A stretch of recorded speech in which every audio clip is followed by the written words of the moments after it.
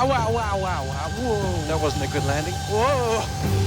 On our crowded planet, there are still beautiful and remote, wild places. Oh, it's just absolutely stunning out here. Yeah. But if you're determined enough, It's all in Russian. there is a way to reach them. Buenos dias.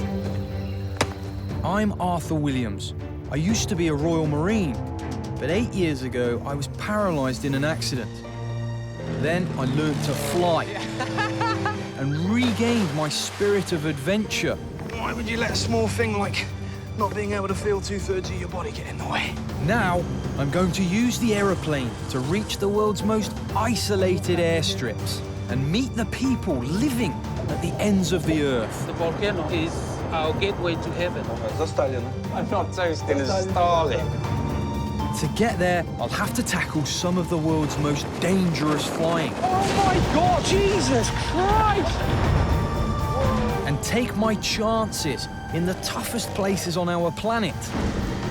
This is a different kind of flying than I'm used to. To find out how to make a life out here. I feel like Del Boy. And why.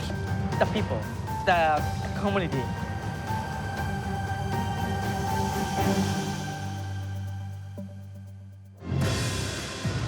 This time, I'm in Siberia, home to some of the most cut-off communities in the world. Its rivers and roads are impassable for most of the year. Aeroplanes are often the only way in or out. First, I'm flying 3,500 miles east from Moscow to Siberia's most inaccessible region, Yakutia. Then, deeper and deeper into the most inhospitable part of Russia. I'll fly to the coldest inhabited place on Earth. It's as remote as I've ever been, there's no doubt about it. Travel deep down into Siberia's frozen core. It's like something out of Mad Max.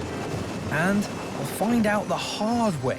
When things go wrong out here, they go really wrong. Oh my God, he's crashed! He doesn't understand what exactly happened, and that's what he's trying to figure out. I'm in shock at the moment, actually. I'm in shock.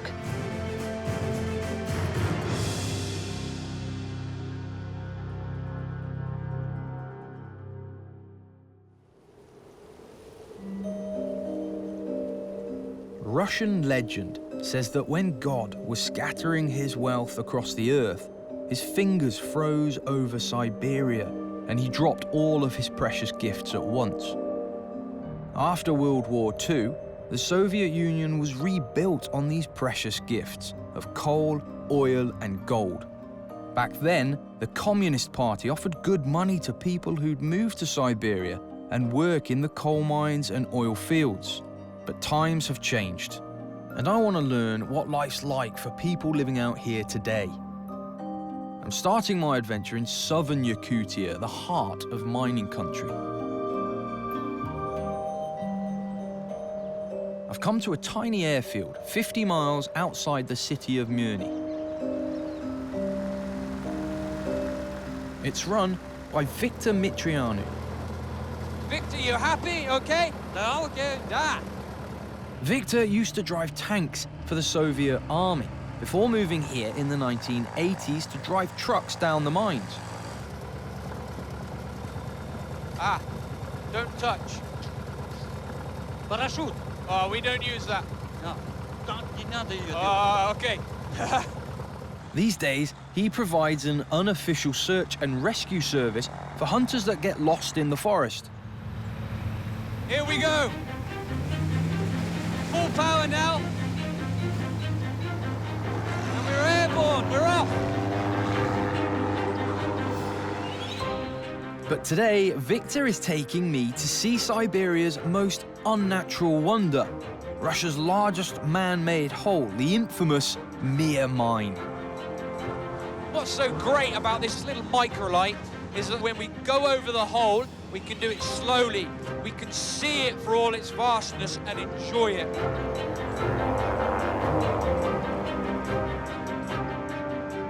You know, when people think of Siberia, they think of vast, desolate wildernesses. But you know, it's full to the brim with like coal, oil, gas.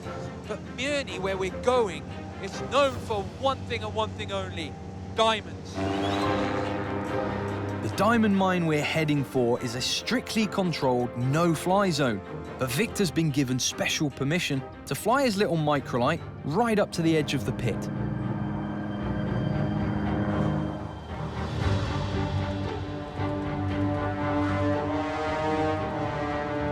"60 years ago, Mirny was just another frozen wasteland. As we approach, I can honestly say it's the most bizarre place I've ever seen.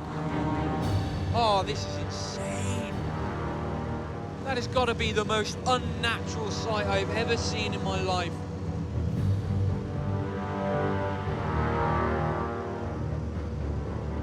It's like something out of Mad Max.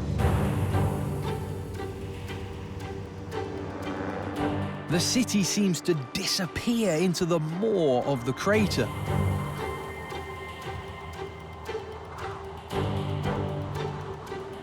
This giant open-cast diamond mine is nearly 40 football pitches wide and 5 times deeper than the cliffs of Dover. As we're flying over the edge, your sort of stomach falls out. You get the strangest feeling of vertigo. Victor tells me the hole is so big, it creates its own weather. Swirling winds have been said to suck helicopters right out of the sky. It's really, really bizarre. Which is not all that reassuring when you're sitting in a flying moped 200 feet over the top of it.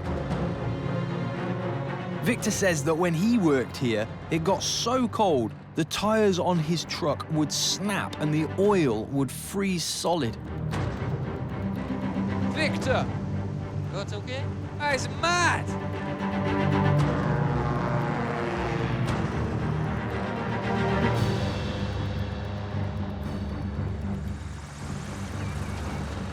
Beautiful piece of cake. Bueno, Victor. Okay. Victor was spot on. Mirny is amazing from the air. But the Mir mine is no longer operational. Now, Al Rossa, the state-owned company who run the mines, dig even deeper underground for their diamonds. And that's where I'm going next, to meet the people who do the dirty work, the miners. 400 miners work the mine's 7 subterranean levels every day.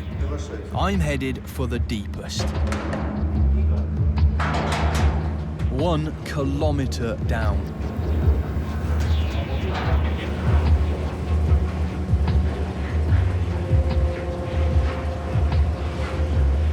The same way that you go up in an aeroplane, your ears pop. We're going that far underground, my ears are popping.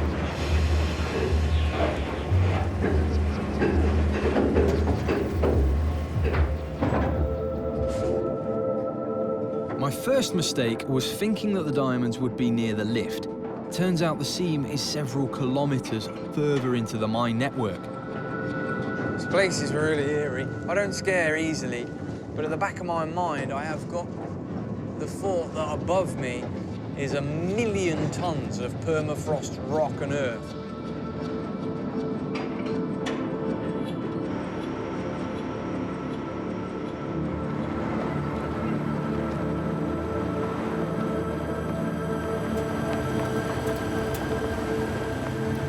I've come here to meet foreman Sergei Gambil, who's been working in the mines for longer than I've been alive. Hello, Sergei. Nice, good to see you. This is your den, huh? It's rare for anyone other than the miners to see the diamond-rich kimberlite core, but Sergei seems delighted to show off his office, especially his high-tech kit. How far can you go before you have to stop and start supporting everything? Сейчас мы входим в опасную зону. Нам нужно пройти 0,5 метров проходки за смену и 3 рамы поставить. Sergei and his fellow miners never really get to see the diamonds. They dig the ore, it's scooped up and transported topside to be sorted, cleaned and valued. It's not exactly glamorous work. What's it like to work down here? Because it's very dark, it's very dank, it's claustrophobic. Do you ever feel like you've had enough? Нет, пока не выгонят. Работать до упору, пока не выгонят. Я один горняк в семье. Вот. Кормилец. У меня 2 внуков. Ну, и нормальная зарплата. Соответствует. Вот это самое главное. Артур, хочешь попробовать себя в роли алмазодобытчика? Сесть этот комбайн красавец и попробуй добыть алмазы. Hey, Да. what controls? Конкретно, да. В кабину. Da. Поехали. I didn't even let me do that. Look at this beast, it must weigh 100 tons. Let me think, would you like to have the go at the behind the controls of a massive mining piece of equipment? Yes, please. Watch your toes.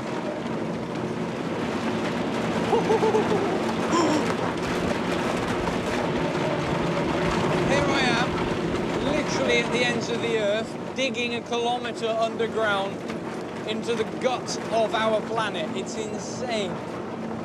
It's really good fun though, really, really good fun.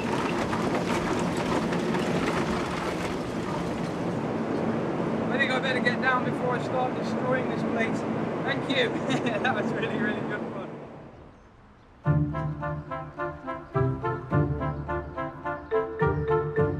But not everyone in Mirny works underground. Thousands more work up top, including carefully vetted geologists who weigh, grade and value the stones at this highly secure sorting facility. This is my wife's idea of heaven, I think. It's Lena Saduk's job to decide if the gems will end up as an industrial drill bit or a girl's best friend. Oh, look at the size of that diamond in my hand. It's expensive stone. Is it? So what if I was to do this? No. You can see them, the little black marks inside it. Yes, yes. It's absolutely amazing. I've got to know, how much are all these stones worth on this table? These diamonds can cost about $100,000. $100,000. It's a good job you've got here. Thank you very much. Spasiba. Mirny's diamonds helped fuel a Soviet superpower. But today, the Russian government are selling hundreds of millions of pounds worth of shares in Al Rosa to help Russia's failing economy. And the future is uncertain for the people of Mirny. I'm heading north now to the coldest inhabited place in the world, where I'll learn that when things go wrong in Siberia, they go very, very wrong. I've come to Magan Airport in southern Yakutia. It's the only airport that serves the most remote Siberian settlements, 700 miles east of here. And that's where I'm going next. That's incredible. The sun is out, but it's still minus 14 degrees C, and they're having to defrost the aircraft, as you do, eh?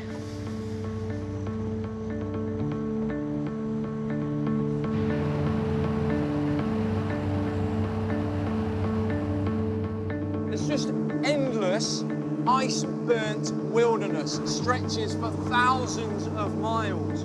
I'm wondering how much more remote can we get? Hard to get your head around.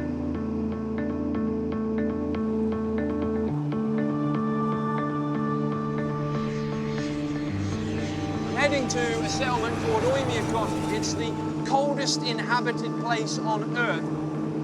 You get things wrong here and it's game over. We're not just a few degrees below zero here, we're tens of degrees below zero.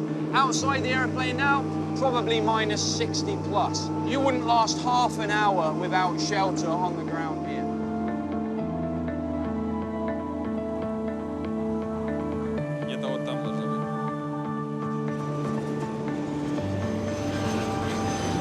And of course, we're landing on ice. How do we brake? How do we stop?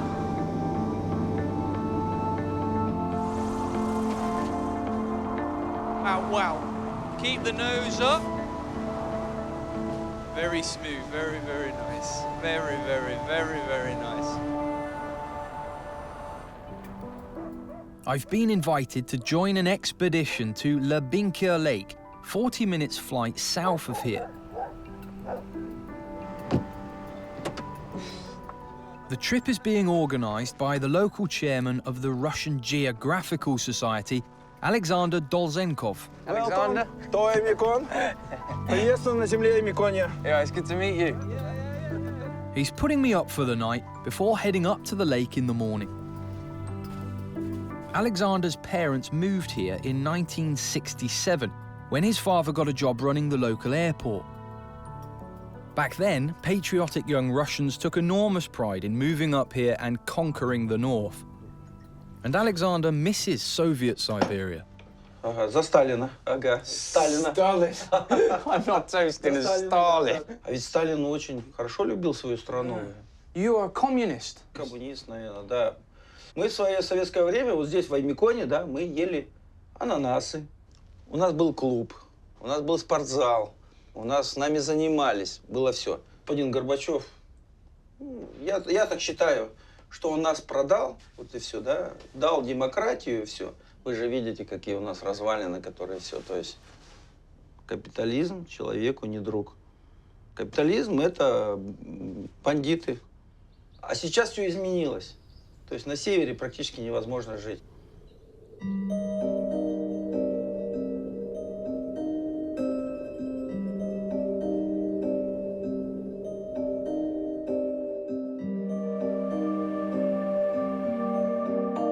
Alexander hopes expeditions like the one I'm joining today will bring some pride back to his homeland.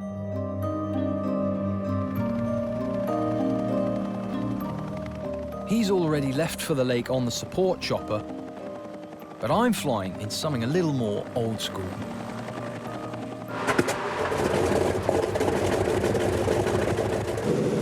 Pilot Andrei calls his aeroplane the Tank. Give it the beats. What a machine. Proper Russian, seat of your pants, big guts flying. This is my idea of heaven. Ah.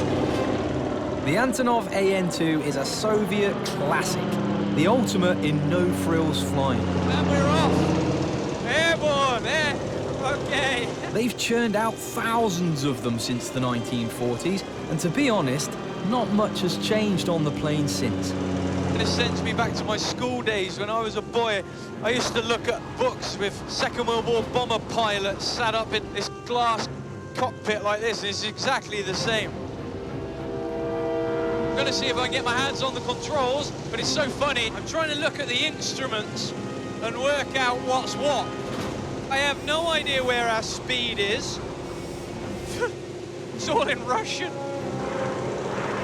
Okay? I'm okay to have a go? Lovely. Wow, I'm flying the thing.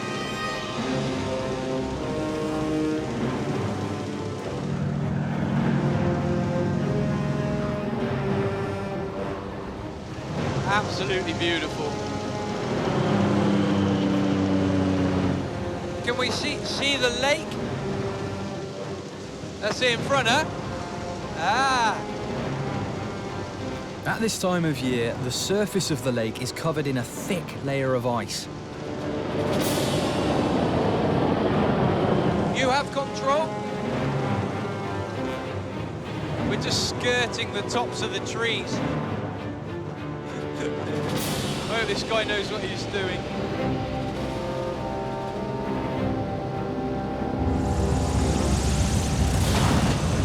Я горжусь собой. What fun. What fun. Good job.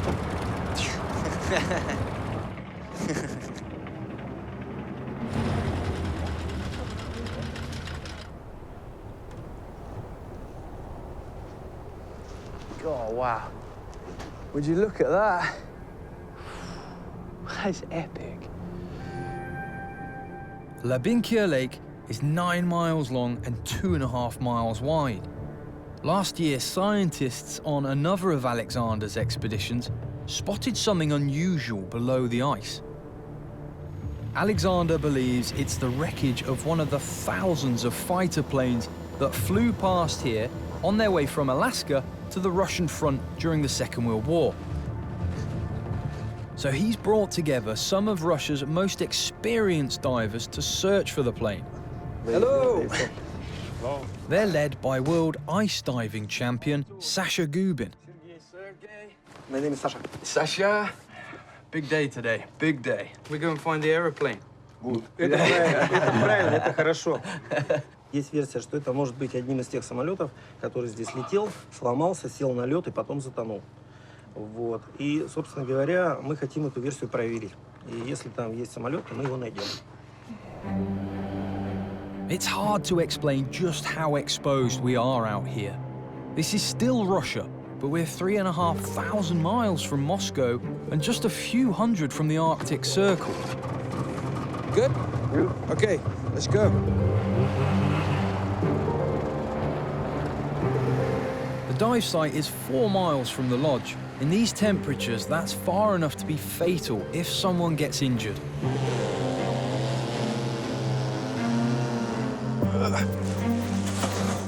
Alexander, here, give us a hand. Pull onto the thing. Whoa. Normal, perfect, right. I wonder how many people have ever had to dig access paths for wheelchairs on frozen lakes in the middle of Siberia. Not too many, I'd imagine.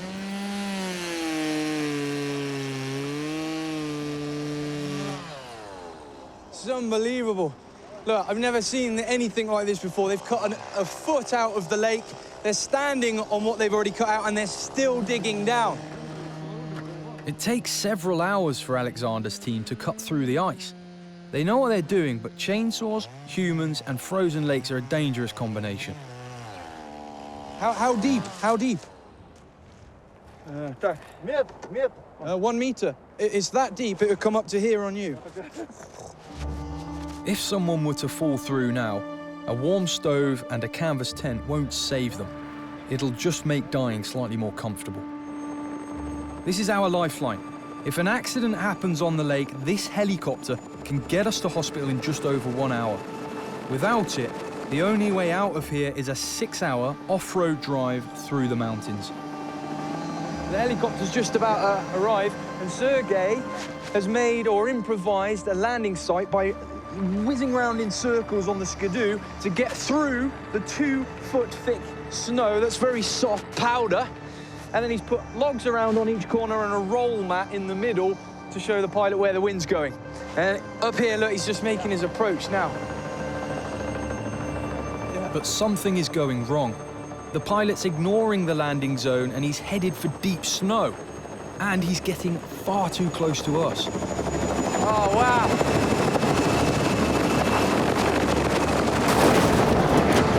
Bloody hell. What a shoot. Oh, fucking hell, he's ripped the tail rotor off it. He's fucking crashed. He's crashed, Jesus. Oh my God, the guy has just crashed the helicopter. No, this is beyond funny now because he's just crashed his aeroplane and ripped the tail rotor off it about 10 meters from where we are. Welcome to Siberia. Are you for real? Landing there? Jesus Christ, you idiot. Oh. Как садился вертолет, никто не снимал на камеру? Наши спортсмены снимали на камеру? I am absolutely flabbergasted. That's our only emergency way of getting out of here.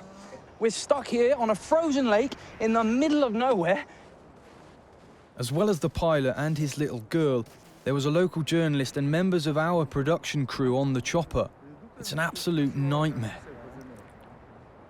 If that happened in the air, the airplane would have spun out, hit the deck, and it would have killed everybody on board. No doubt. There's shrapnel everywhere. Amazingly, nobody's been hurt, but a line's been crossed, and our director cancels any further flying here.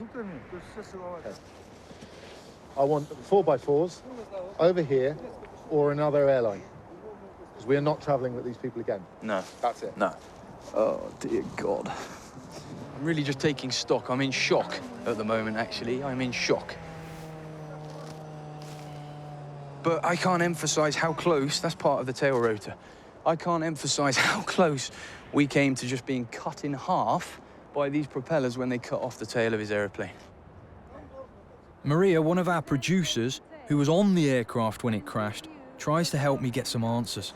He doesn't understand what exactly happened, and that's what he's trying to figure out, what went wrong with the helicopter. Well, I'll tell you what happened. Tell him this as well. I'll tell you what happened. He didn't land on the designated landing site. You've landed in 2 foot of virgin powder snow. This is inevitable. The snow didn't touch the tail. It was something wrong. It's not a matter of unclear. Буквально первый полет был посадка сюда. He landed here just, you know, recently, and it was on the same spot and was fine. So he doesn't А know. что случилось, разберемся чуть позже. So we need to understand what has happened.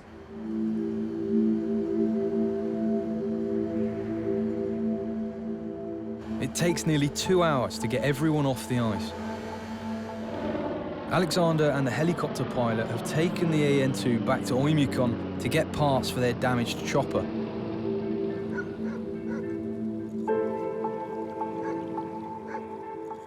But back at the lodge, there's more bad news for us. Our 4x4s haven't arrived. Right now, we are totally stranded. The crew are exhausted and the divers aren't happy either. If they pull the plug, this expedition is over.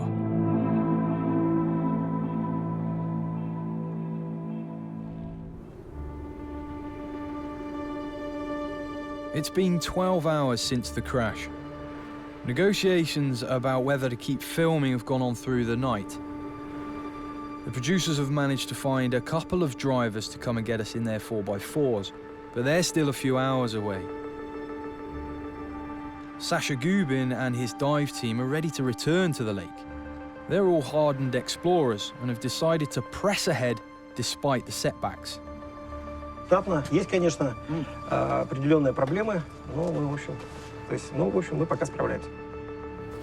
So while we wait for our 4x4s to arrive, I'm returning to the dive site with my cameraman Chris and director Owen. The rest of the team are packing up to leave.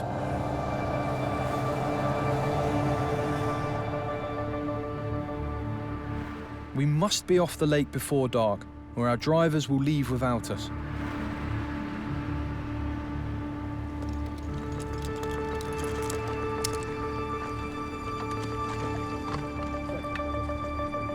You good to go?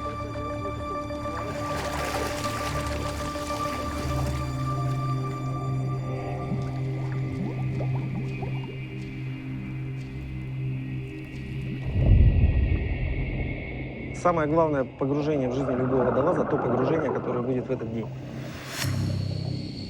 Удаленность, она усложняет по времени.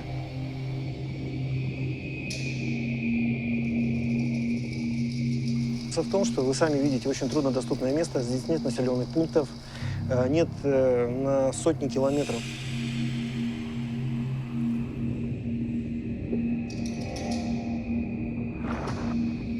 Но само пребывание здесь длительное. Красиво. Возможность прикоснуться к истории, опять же. The guys have been down about 40 minutes now, and they're just in the final stages of rising back up to the surface. Here they come. Alexander, you see aeroplane? Ah, no, there's no aeroplane. Можно неточные координаты. Надо делать еще майны, еще искать. Погрешность бывает. Oh, this is unbelievable. Doesn't look like there is an aeroplane under here. And this lake is so vast, it's not to say that it isn't going to be here somewhere.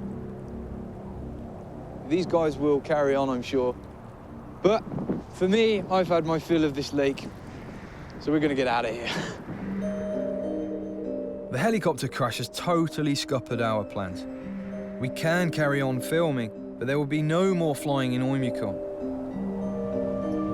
It's been a tough couple of days, and a few hard lessons have been learned. But after some well-earned rest, we're ready to crack on and finish our film. Yeah, it's a good day, huh? Yeah, good day. Beautiful day. Springtime. My driver Yevgeny and I are traveling on one of the world's most infamous highways, Joseph Stalin's 1,200-mile Road of Bones. Yeah, what's this cross on the right-hand side in front here? You see the cross? Gulag. Memorial for the gulags. Yeah. Wow. Gulag. Can we have a look at that? If you want. Yeah, can we stop and have a look? Okay. Yeah? Okay. Between 1918 and 1956, historians believe more than 20 million people died in Siberia's brutal gulags. Yeah, what does this plaque say here? This memorial was built for victims political repression who died building this road. Really? If somebody dies, his body buried under the road. So they just threw them in and built the road on top of them. Many people. What I find interesting, Yev, is that over here you've got quite a grand monument. It's a big globe at the top and a statue for the coldest day ever recorded here, which is minus 71.2 degrees centigrade. But over the road here, you've got quite a humble, modest memorial to thousands of people that died digging the road. It just doesn't seem quite right, you know?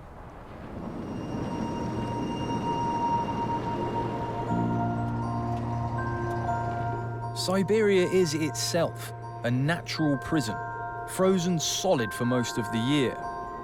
It's a wonder anyone lives here at all. But I'm on my way to meet some people that wouldn't leave this place for all the diamonds in Russia. Ah, look at the horses. Indigenous horse farmers, living and working entirely off-grid. 60-year-old Mikhail Itelgalau has invited me to spend the day on his farm. What animal is it? A bear? Да-да, пришлось заходиться. Хищник совсем наголел, взрослых лошадей начал давить. 3 раза стрелял. Ну, такой он большой был. And Mikhail, this? What's this? Is it another skin? Oh, it's a coat. Если тебе холодно, можно Yeah. Oh, God, it's big. Blimey, it weighs a ton as well. I feel like Del Boy. Wow. Phew. This should keep you warm. Yeah, when you're riding. Ah. It's minus 15 degrees today, but in 5 or 6 weeks, temperatures will soar into the mid-20s. Go. Let's go. Mikhail needs to round up some of his horses for their seasonal haircut. But first, we have to catch them.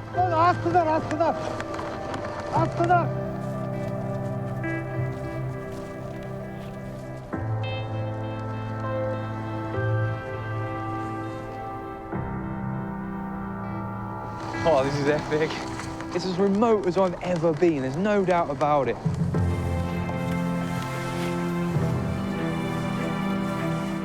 We're not using sort of motorbikes or skidoos. We're on a sled. We're doing it exactly as it's been done for hundreds of years.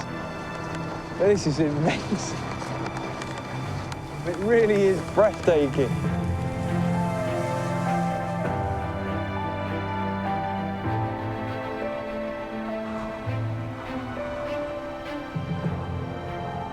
And look at these guys coming up behind us here.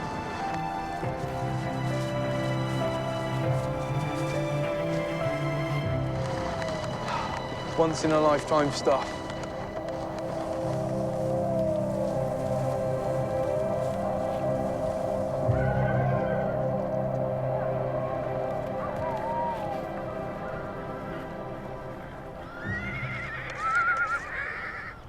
Это грива, когда слишком густая и длинная, получается. God, it's quite tough, actually. Mikhail, you've obviously had a lot more practice than I have. It's really, really thick hair. Really thick. Through it now. I thought it would be, like, really easy to cut through, but it's not. It's quite... Окей. Look at that. Ну, 25 лет назад. При Советском Союзе здесь 800 голов лошадей было. Сейчас всего 400. Если бы была государственная заинтересованность, чтобы молодые кадры были, довести до этого поголовья. Но только не больше. Если больше, то лошади уже упитанность будет уже совсем другая. Mikhail, do you ever feel sort of disconnected from the outside world? По идее, мне лучше нравится читать книгу, чем заниматься всякими айфонами. Это, я не знаю, воспитание у меня, видать, такое, что, журналов. Простор, горы, лес, природа, река.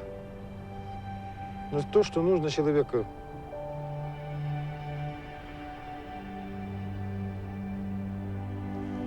Прохладно стало. Пойдемте чай пить.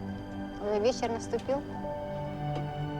Mikhail and his wife Tatiana met at university in Yakutsk, but their passion for the icy forests of Siberia, or the taiga, meant the city didn't hold them for long. Чай заварили, 2 часа подержали ее.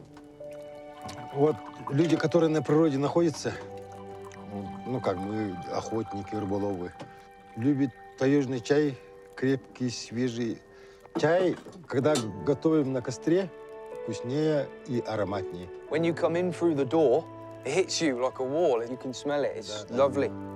Mikhail and Tatiana love their way of life here, but even putting food on the table involves a constant battle against the cold. Вот пробуйте мороженое мясо. God, that's amazing. Yeah. So put a bit of salt on it. Wow, it's red meat. It's frozen red meat. It's very good, though. Мороженая пища. This is frozen horse meat. Когда весь день на улице, когда бываю, в первую очередь с мороза, тогда обмен веществ быстро увеличится, когда мороженое, это пищу употребляешь. И после этого, где-то через минут 30-40, когда человек к комнатной температуре привыкает, и после этого уже горячую пищу кушаю. Tatiana, do you ever get worried about him working in such cold conditions? Вот так, волнуюсь, конечно. Думаю, коневоды, наверное, созданы для того, чтобы специально Богом или чем-то, я не знаю чем, чтобы за лошадьми смотреть. Это любовь с рождения, с крови.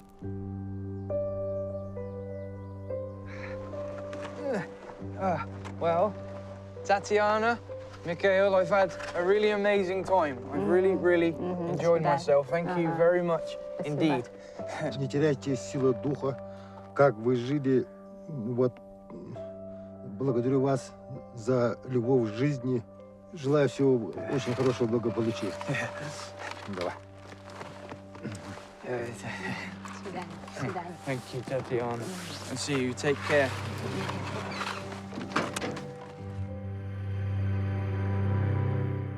After everything we've been through over the last few days, my time with Tatiana and Mikhail has been a real tonic. I'll never forget my time here. But before I leave Siberia, I'm heading for the River Lena to join the Yakutsk search and rescue team on ice patrol.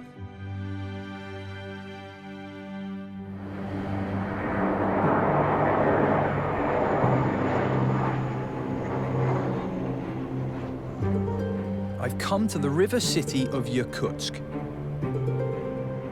the capital of Yakutia. It's famous for being the coldest city in the world. For 7 months of the year, its great river, the Lena, is frozen solid. But I'm not here for the big freeze. I'm here for the thaw. Soon, ships from all over Russia will be able to deliver vital supplies to this isolated city. But right now, the ice is breaking up and the river is treacherous. Fishermen are warned to stay away and boats strictly forbidden. Afanasy. Nice to meet you, also. It's nice to Welcome meet to you too. Yakutsk. Thank you. Afanasy Nikoyev works for Yakutsk Search and Rescue. It's his job to assess when the river is safe to travel. Here's your new uniform. Crack in. You are joining Rescue Service of Yakutia. Happy days. All Let's right. go to our boat. Right, let's go. After you.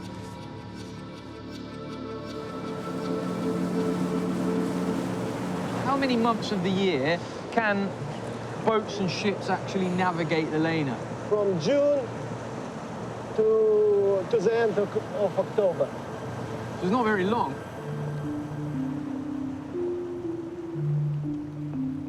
During the thaw, strong currents carry great chunks of broken ice downstream, creating dangerous conditions. I know that you see the tip of an iceberg and it's much larger underneath. Is that the case for much of the ice in the river here? Yes, of course. It's like hitting the rock. We are coming up to the ice field. As you can see here. Yeah, look, wow.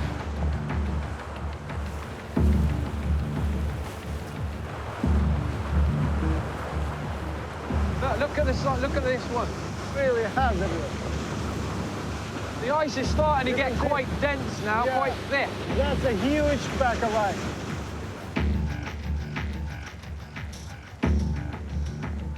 The Lena is the 10th largest river on the planet, but it's only a fraction of the area Yakutsk Search and Rescue have to cover.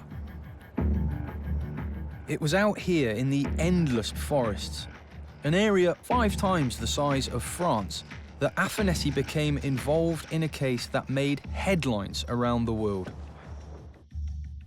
3-year-old Karina Chikatova went missing after following her father into the forest.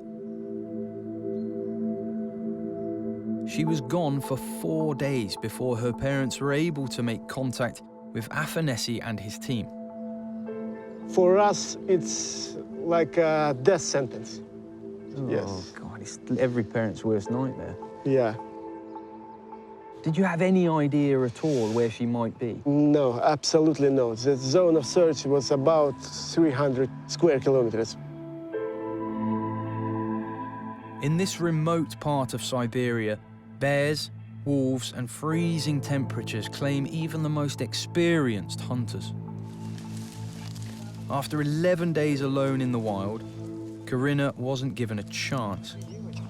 When Afanasy decided to film the search, he imagined it would be crucial evidence in a tragic story. Then, on day 12, one of Afanasy's team spotted something in long grass. About maybe 70 meters from me, one of the volunteers shouted that he found a kid. No way. I told them not to touch anything because the police detectives and forensic have to check out the body. Сейчас принесу воды. Кариночка. First I saw there was 2 thin little arms staring out from the grass, holding a cookie. I asked her, where were you going? What was you doing here in the forest? She said, I was going home. She was going home for 12 days. 12 days without water, without food. How did she survive? It was a miracle. There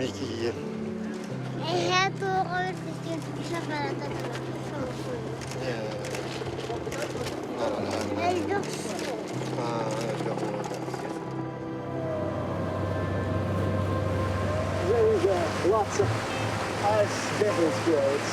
It's still not so safe to navigate in the smaller boat.